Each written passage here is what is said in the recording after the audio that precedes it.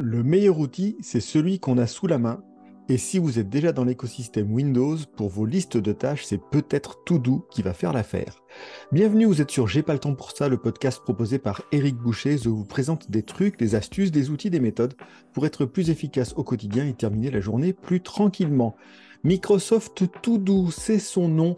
C'est cette application qui va vous permettre de gérer des listes de tâches seul, en équipe et dans les différents outils Microsoft que vous avez avec vous déjà. L'outil n'est pas tout neuf, en fait, il vient de l'acquisition par Microsoft de la solution Wunderlist, qui était un outil bien connu et bien apprécié par ceux qui voulaient gérer justement des listes de tâches simples. Quand on dit liste de tâches, c'est tout ce qui peut être liste. Ça commençait même par des listes de courses, avec l'avantage qu'avait Wunderlist et que Todo a conservé de pouvoir les partager entre vous, entre différentes personnes, soit de la maison quand on était sur liste de courses, soit avec les collègues quand il s'agit de listes de tâches à faire.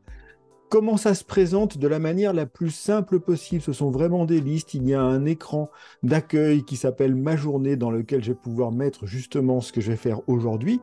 Et puis, vous allez pouvoir gérer différents types de listes partout avec vous parce que vous allez pouvoir l'installer effectivement sur l'ordinateur, tablette, téléphone, quels que soient les appareils que vous utilisez, bien évidemment. Vous allez pouvoir avoir plusieurs listes, les mettre entre des différents groupes et suivre tous les éléments. Comme toute solution de gestion de tâches qui se respecte, vous allez pouvoir mettre des dates limites, des catégories, assigner des tâches à des personnes et même créer des espèces de sous-tâches qui ont moins de granularité que ce que je viens de décrire, mais qui vous permettent quand même de définir une mini checklist à l'intérieur d'une tâche. Tout ceci à l'intérieur de listes qui, comme je le disais, sont partageables et donc vous allez pouvoir mettre ces listes à disposition de vos collègues pour travailler sur les sujets ensemble. Écosystème Microsoft oblige, la force de To-Do, ça va être son intégration avec le reste et notamment avec Outlook, puisque l'un des bénéfices, ça va être d'identifier de manière immédiate les messages, les emails que vous avez flagués, sur lesquels vous avez mis le drapeau, et qui vont apparaître dans vos listes To-Do comme les courriers avec indicateur. Donc ça, c'est l'un des éléments personnellement que j'aime beaucoup.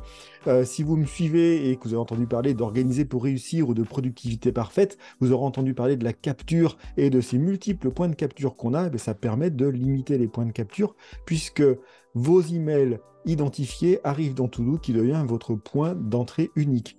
Autre intérêt lié à l'écosystème Microsoft, vous allez pouvoir intégrer également les tâches de To-Do dans Teams et pareil, combiner vos tâches personnelles avec les tâches d'équipe et donc avoir sur chaque équipe, chaque projet Teams, votre liste de tâches qui est assignée.